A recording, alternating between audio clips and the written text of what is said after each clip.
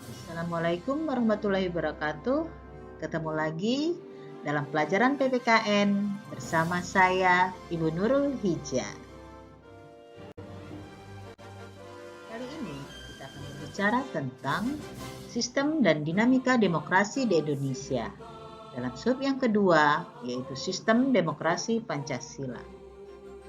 Diharapkan setelah menyimak dan menonton video berikut, Anda bisa menjelaskan periodisasi perkembangan demokrasi di Indonesia, bisa mengidentifikasi pelaksanaan demokrasi di Indonesia pada berbagai kurun waktu, dan bisa menganalisis periodisasi perkembangan demokrasi di Indonesia. Sudah siap semua? Kita mulai. Mari kita lihat prinsip-prinsip demokrasi Pancasila. Sistem politik demokrasi Pancasila itu tidak lepas dari prinsip demokrasi yang bersumber pada 10 pilar demokrasi Pancasila. Pilar 10 demokrasi Pancasila yang dikemukakan oleh Ahmad Sanusi ini antara lain 1. Demokrasi yang berketuhanan yang Maha Esa. Maksudnya adalah dalam menyelenggarakan kenegaraan, Republik Indonesia harus taat, konsisten, atau sesuai dengan nilai dan kaidah-kaidah dasar ketuhanan yang Maha Esa. Prinsip yang kedua, demokrasi dengan kecerdasan. Di sini maksudnya adalah pelaksanaan demokrasi yang dilaksanakan di Indonesia harus mempunyai kecerdasan rohania, kecerdasan akliyah, kecerdasan rasional, dan kecerdasan emosional. Prinsip yang ketiga, demokrasi yang berkedaulatan rakyat. Secara prinsip, rakyatlah yang mempunyai atau yang memiliki, yang memegang kedaulatan di sebuah negara. Dan dalam batas-batas tertentu, kedaulatan rakyat itu di Indonesia dipercayakan kepada wakil-wakil rakyat yang di MPR, baik DPR maupun DPD. Begitu juga di DPRD. Prinsip selanjutnya adalah demokrasi dengan rule of law. Hal ini mempunyai 4 makna penting.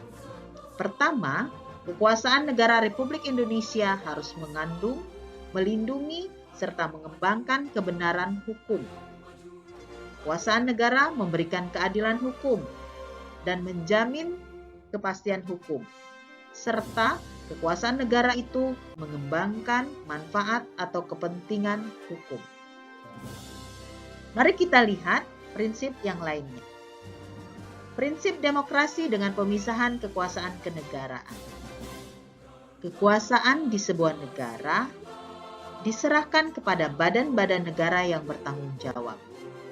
Jadi, menurut demokrasi yang dilaksanakan di Indonesia sesuai dengan Undang-Undang Dasar 1945 mengenal semacam pembagian dan pemisahan kekuasaan dengan sistem pengawasan dan perimbangan atau check and balance. Prinsip selanjutnya adalah demokrasi dengan hak asasi manusia. Demokrasi menurut Undang-Undang Dasar 1945 mengakui hak asasi manusia dan juga meningkatkan martabat dan derajat manusia seutuhnya. Selanjutnya, demokrasi dengan pengadilan yang merdeka. Setiap manusia di muka pengadilan yang merdeka, penggugat dengan pengacara, penuntut umum, dan terdakwa serta pengacaranya mempunyai hak yang sama untuk mengajukan konsideran atau pertimbangan, dalil-dalil, fakta-fakta, saksi, alat bukti, dan petitumnya. Prinsip yang lain adalah prinsip demokrasi dengan otonomi daerah. Otonomi daerah merupakan pembatasan terhadap kekuasaan negara, khususnya kekuasaan legislatif dan eksekutif di tingkat pusat, dan lebih khusus lagi pembatasan atas kekuasaan presiden. Yang kesembilan adalah demokrasi dengan kemakmuran.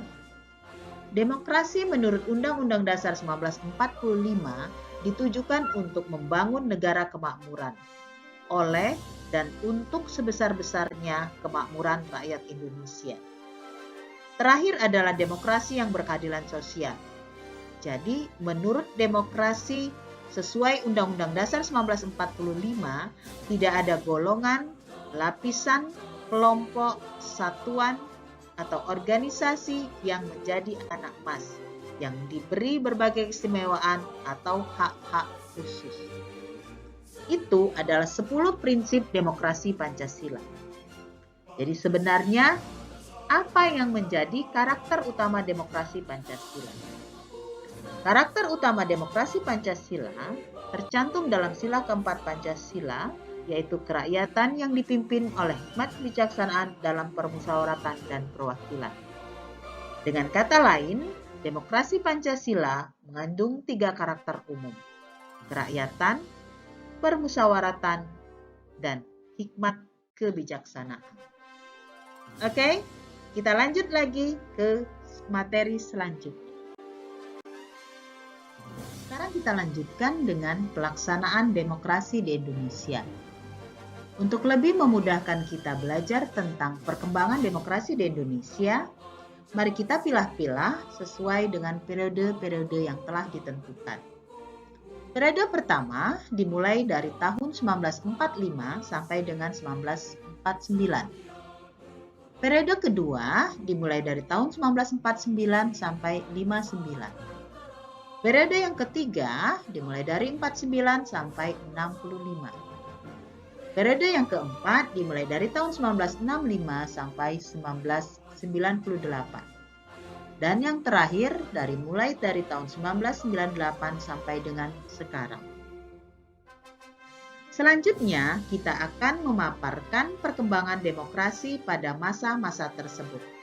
Sehingga akhirnya nanti kita akan bisa menjawab, apakah negara Indonesia adalah negara yang demokrasi?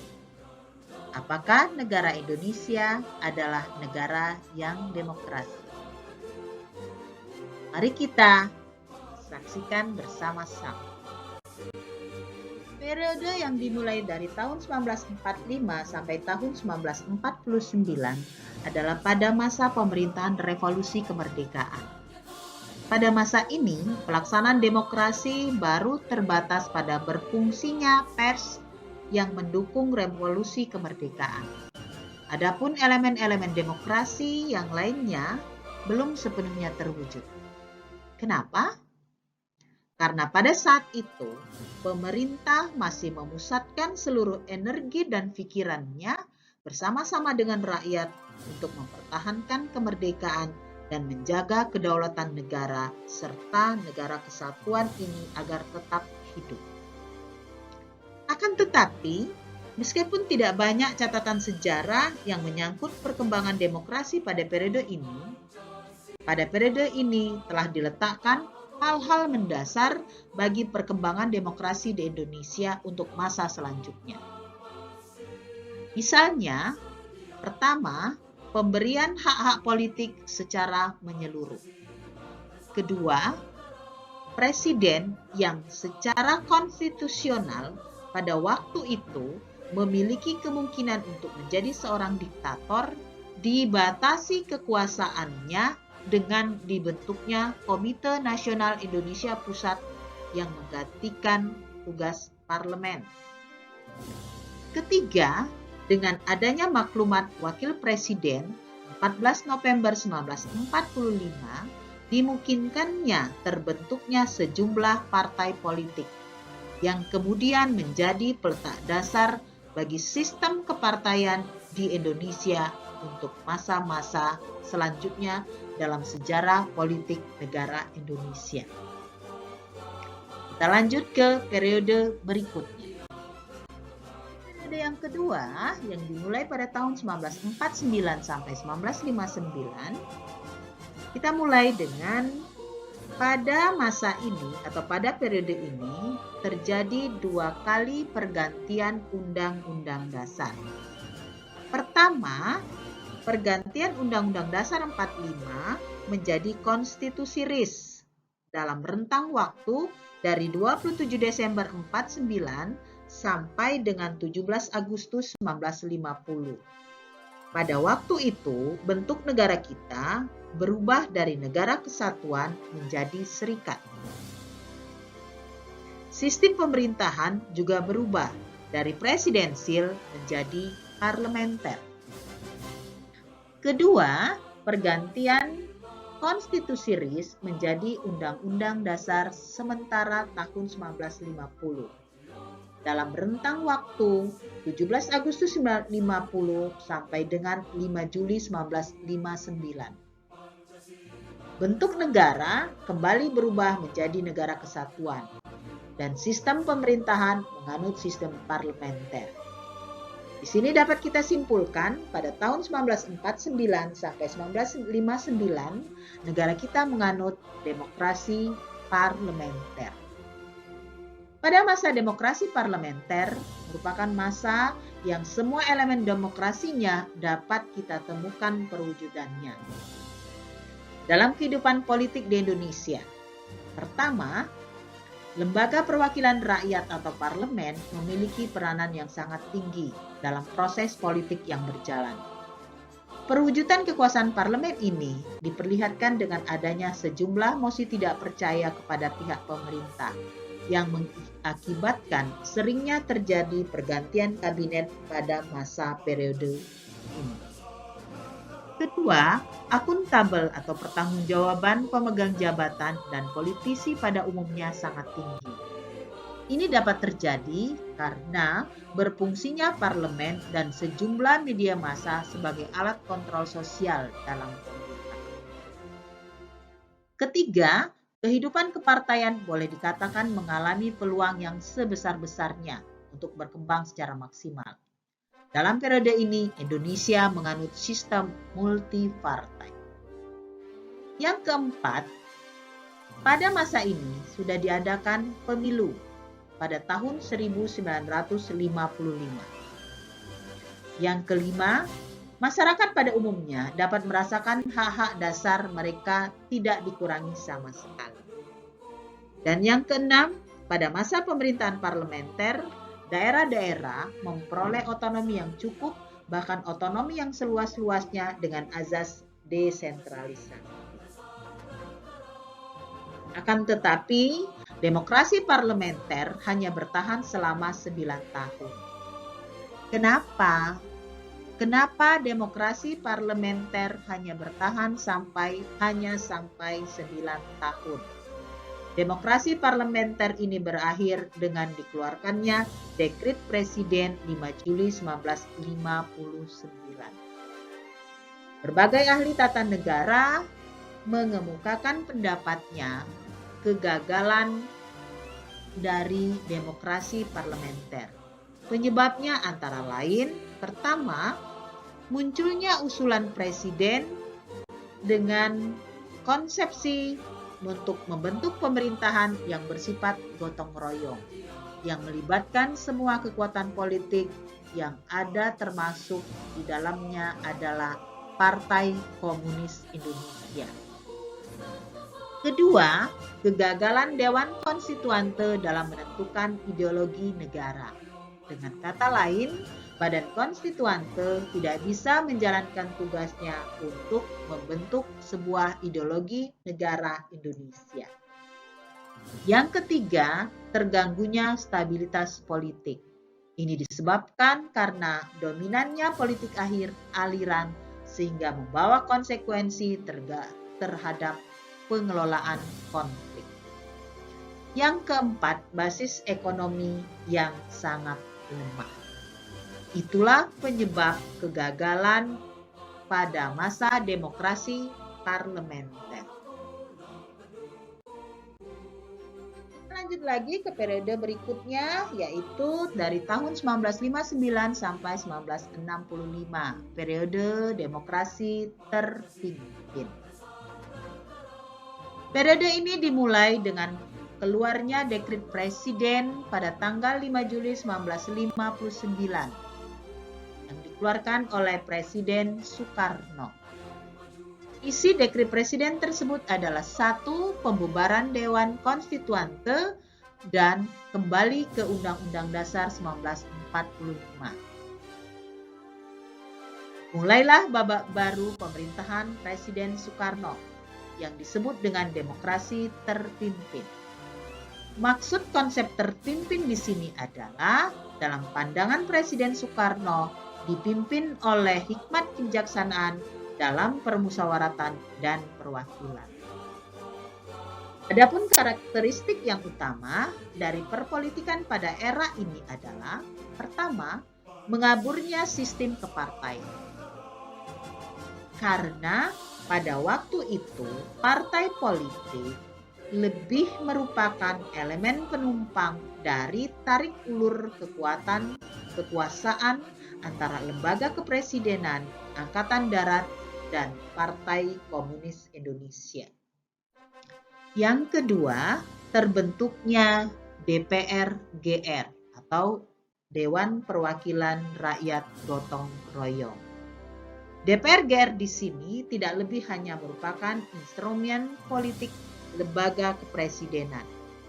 Dengan proses rekrutmennya untuk lembaga ini pun ditentukan oleh presiden. Ketiga, hak dasar manusia melemah. Kritik dan saran dari lawan-lawan politik presiden tidak terdengar lagi karena tidak ada keberanian untuk menentang presiden. Keempat, demokrasi terpimpin membuat kebebasan pers berkurang. Sejumlah surat kabar, majalah, tabloid itu dilarang terbit oleh pemerintah. Dan yang kelima, terjadi sentralisasi kekuasaan. Semakin dominan dalam proses hubungan antara pemerintah pusat dan pemerintah daerah. Ini adalah karakteristik dalam sistem demokrasi terpimpin. Selanjutnya adalah periode dari tahun 1965 sampai 1998 yang disebut dengan demokrasi Pancasila. Era baru dalam pemerintahan dimulai setelah melalui masa transisi yang singkat, antara tahun 66 sampai 68. Ketika Jenderal Soeharto dipilih menjadi Presiden Republik Indonesia. Era yang kita kenal sebagai Orde Baru dengan konsep demokrasi Pancasila. Visi utama dalam pemerintahan ini adalah untuk melaksanakan Pancasila dan Undang-Undang Dasar 45 secara murni dan konsekuen dalam setiap aspek kehidupan masyarakat Indonesia. Dalam perjalanan politik pemerintahan Orde Baru, kekuasaan presiden merupakan pusat dari seluruh proses politik di Indonesia. Lembaga kepresidenan merupakan pengontrol utama lembaga negara lainnya, baik yang bersifat suprastruktur, DPR, MPR, DPA, BPK, maupun MA, serta yang bersifat infrastruktur, LSM, maupun parpol. Secara karakteristik demokrasi Pancasila di masa Orde Baru, bisa kita lihat, pertama-tama, rotasi kekuasaan eksekutif boleh dikatakan sangat kecil sekali. Kemudian, rekrutmen politik bersifat tertutup. Ketiga, pemilihan umum yang walaupun sudah dilaksanakan sebanyak 6 kali dan dilaksanakan dengan frekuensi yang teratur setiap 5 tahun sekali, tetapi masih sangat jauh dari semangat demokrasi. Yang keempat, terjadi pengekangan kebebasan pers, terulang lagi seperti di masa demokrasi terpimpin. Hal ini bisa kita lihat dengan beberapa media massa yang dicabut surat izin penerbitannya atau dengan kata lain dibredel setelah mereka mengeluarkan laporan investigasi tentang berbagai masalah penyelewengan yang dilakukan oleh pejabat-pejabat negara. Itu adalah karakteristik dari demokrasi Pancasila selama periode 1965 sampai 1998. Selanjutnya, kita masuk ke periode terakhir, yaitu periode dari tahun 1998 sampai dengan sekarang, dalam masa demokrasi Pancasila. Penyimpangan-penyimpangan yang terjadi pada masa pemerintahan Orde Baru pada akhirnya membawa Indonesia pada krisis multidimensi yang diawali dari badai krisis moneter yang tidak kunjung reda.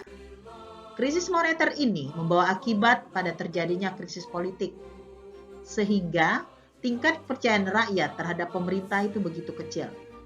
Banyak terjadi kerusuhan-kerusuhan hampir di semua belahan bumi Nusantara. Akhirnya, pada tanggal 21 Mei 1998, Presiden Soeharto menyatakan berhenti dari jabatannya sebagai presiden. Dan berdasarkan pasal 8 Undang-Undang Dasar 1945, Wakil Presiden B.J. Habibie disumpah sebagai pengganti presiden di hadapan Mahkamah Agung. Pada saat itulah kepemimpinan nasional segera beralih dari Soeharto ke B.J. Habibie. Kita lihat pada masa pemerintahan Presiden B.J. Habibie. Di masa inilah muncul beberapa indikator pelaksanaan demokrasi di Indonesia. Pertama, diberikannya ruang kebebasan pers sebagai ruang publik untuk berpartisipasi dalam kehidupan berbangsa dan bernegara.